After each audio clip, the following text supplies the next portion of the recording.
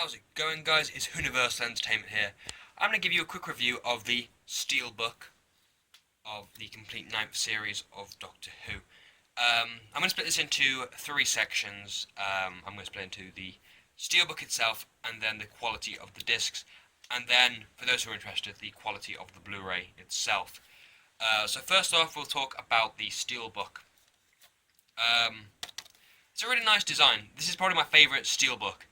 And one thing I like about this, which I can't say for a lot of other steelbooks, some Doctor Who steelbooks I own in particular, which I will be referencing in a second, is it comes in this little sleeve that once you get it off, you can put it back on. Like I wanted to have this and put it back in, and as you can see, it's just a simple slip. You just throw it back in when you want it.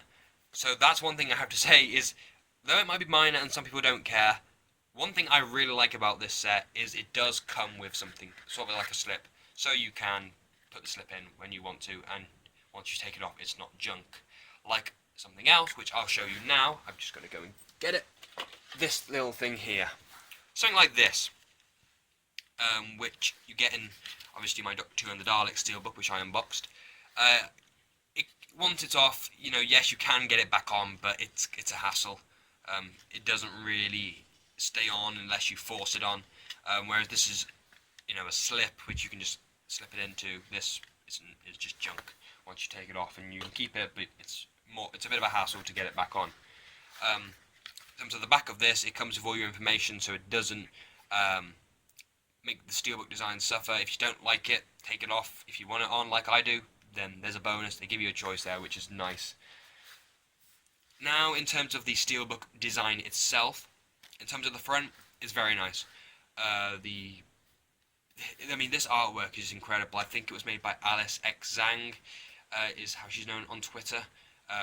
Peter Capaldi apparently chose this design himself, which, if that's true, that is really cool, and well chosen. It's a really amazing design if you look at that from that angle. Such an amazing, beautiful design. In terms of the design itself on the front and the back, with this amazing Clara design, it's a 10 out of 10. There's no doubt to me. This has to be a 10 out of 10 in terms of design. I can't see anything to complain about with the design. It's flawless. The artwork is just amazing on the front and the back. But the side, I have a minor, like I say, a minor complaint, which is the size of the Doctor Who Series 9 writing. When I have it on the shelf with everything else, it's hard to see. It's hard to see what this is unless you look up close. Which it's a very minor thing. I obviously know which is Series 9, but it's something that I'd like it a little bit wider. A little bit bigger. The Series 9 in particular, you can't see unless you look close. It's really small, as you can see. It's absolutely tiny, but that's a minor thing. I'm not by any chance saying this is a major flaw with the design. Not at all, but it's something very minor. But it doesn't really detract that much from the amazingness of the design itself. Now, one thing I would like to say is about the Steelbook is it is got a matte sort of finished. It's not like this, which is more glossy. This is my other Doctor Who Steelbook, or one of them. As you can see if you listen to this.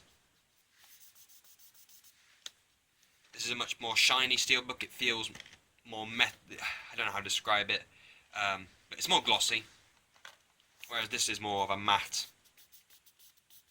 design. I prefer the matte design. I'm glad they went for the matte. One thing I don't really like glossy Steelbooks. They have, they attract fingerprints much more easily, and I think matte looks better and feels better to hold. It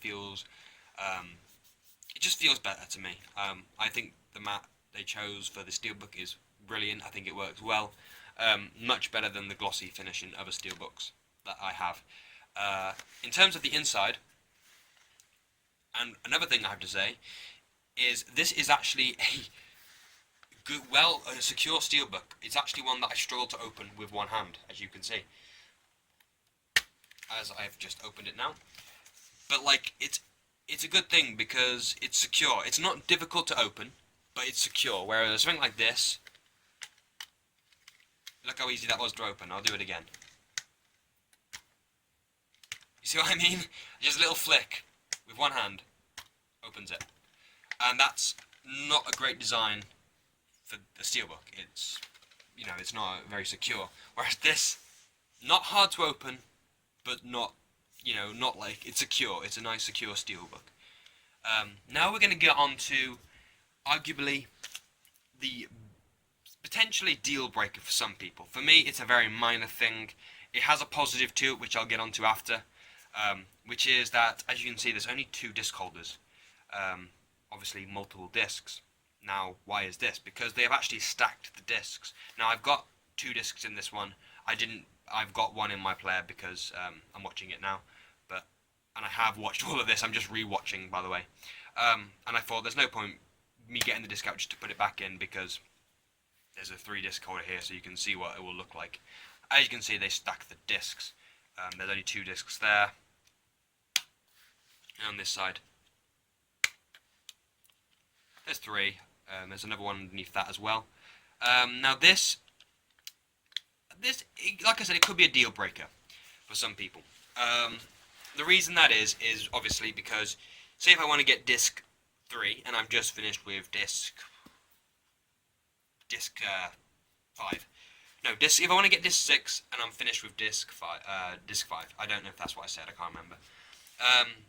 Well, to get disc 6, I'd have to take out disc 4, I'd have to hold disc 4, I'd have to get disc 6 out, I'd have to get disc 6. I'm confused. Let me just start that again.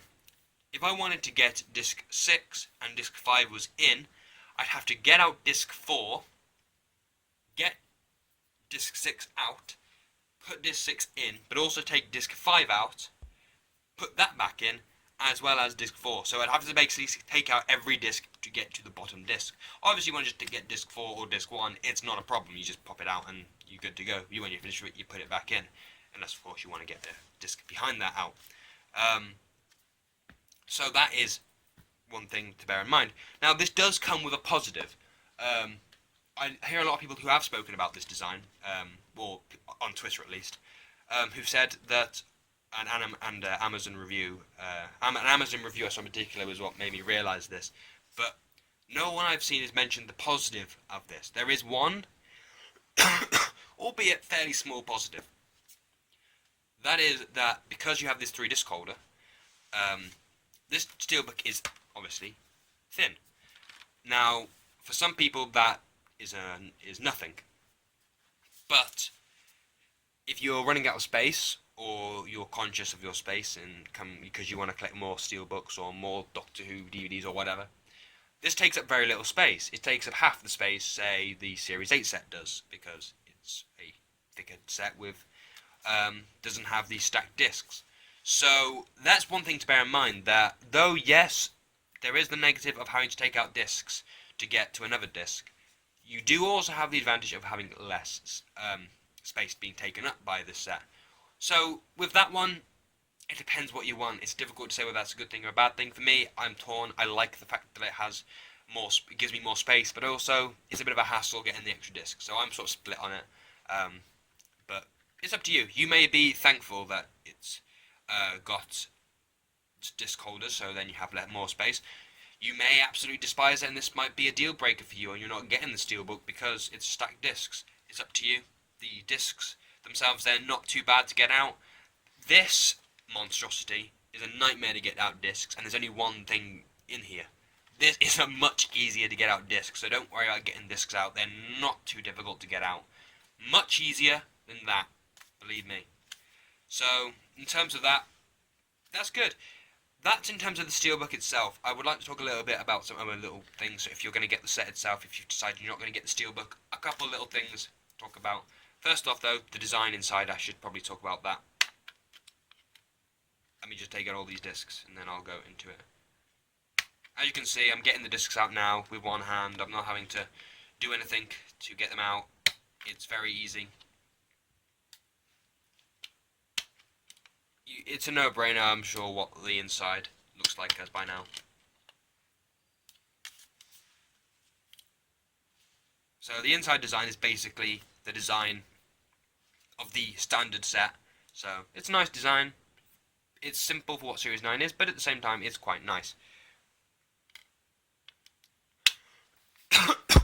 Now, one thing I have to say about this set, which it comes with every version. I'm not sure about the DVD version, but in terms of the Blu-ray design, this is a problem which I have seen before in other sets, and it's something that I kind of hate about whoever designed these sets.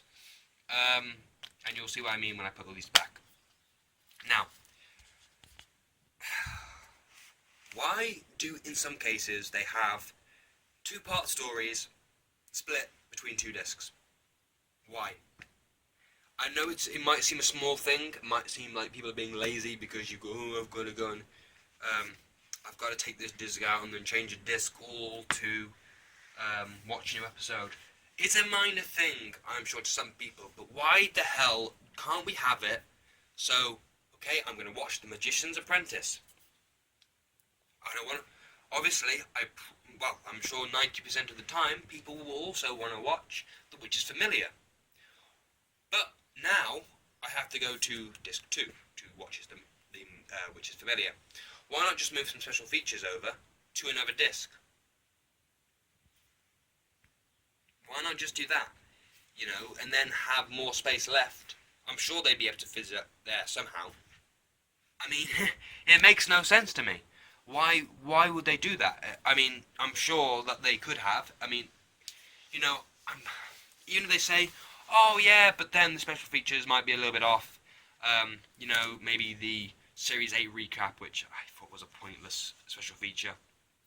Oh, then they've got to, you know, they've got to go all the way to the last disc to watch that.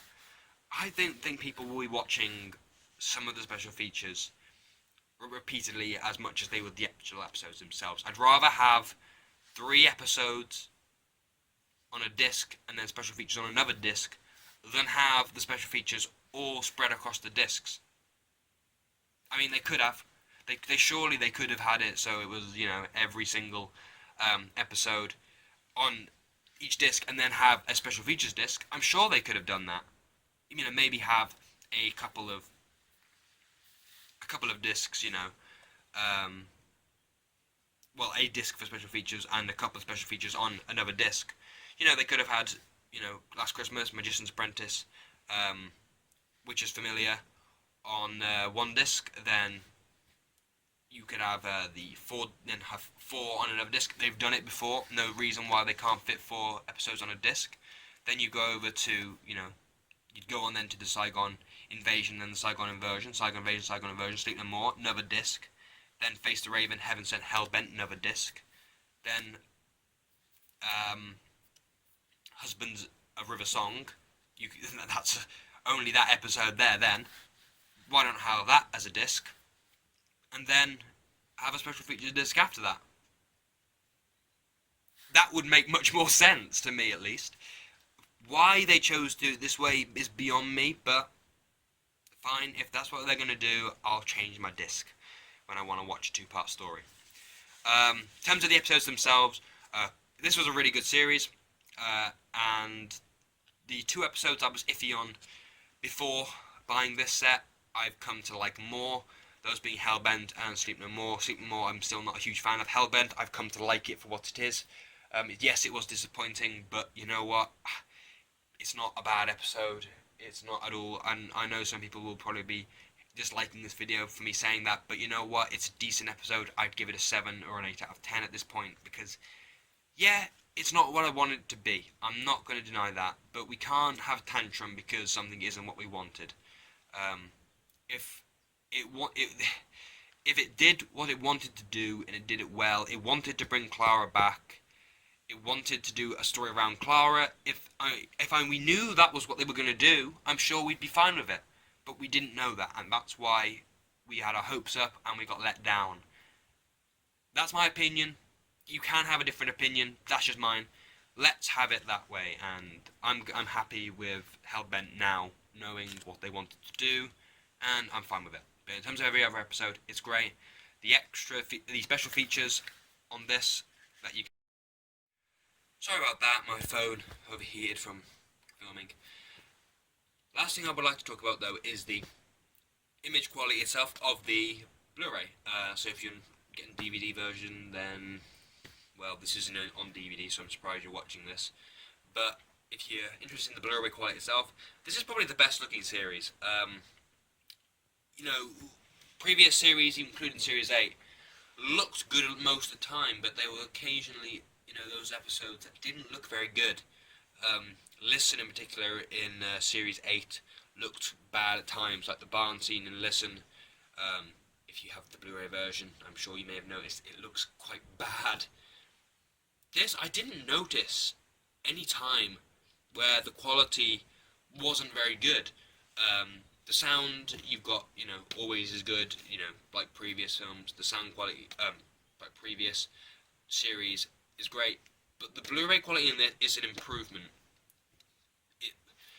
It looks as good as it did in most of the good-looking episodes in the previous series. There isn't a single episode that looks rubbish like some episodes did on Series 8. Like I said, Listen didn't look very good at times. This is a really nice-looking series. The best-looking Blu-ray that they've had. So, in terms of the Blu-ray release itself, I give it a thumbs up for quality. It's a definite 10 out of 10 for the Blu-ray quality. Really good-looking series. Nice design. There's some little flaws. Like I said, there's the flaw with the actual disc holders in the Steelbook. You may like it, you may hate it, so that one's a very love or hate sort of thing. However, the one thing that I am not so fond of, which, you can't help, is the fact that they have the discs, or the episodes, all in a bad order on the disc. They've got two-part stories spread across two discs, where they really don't need to, and I said in the video how they could have avoided that, but oh well, that's what they chose to do. So yeah, but in terms of it, the Steelbook itself, I'd give it a hesitant recommendation. It's for collectors only, really. If you hear a lot of those, if you heard what I've said and you don't like some of the ideas, you don't like the 3-disc holder, you may be better off just getting the standard version. I love it. I'm really glad I got this. To me, the disc holder isn't too big a deal. I like the benefit of having the slimmer case, but that's just me. Overall, I'd give it about an 8 out of 10 for the Steelbook. It's good, has a few flaws, but some of them come with positives, so not perfect, but it's very good. So, that's it for the review of the Doctor Who Complete Series 9 Steelbook. Thank you for watching, and subscribe to my channel for more Doctor Who related videos every week, so I'll see you all then.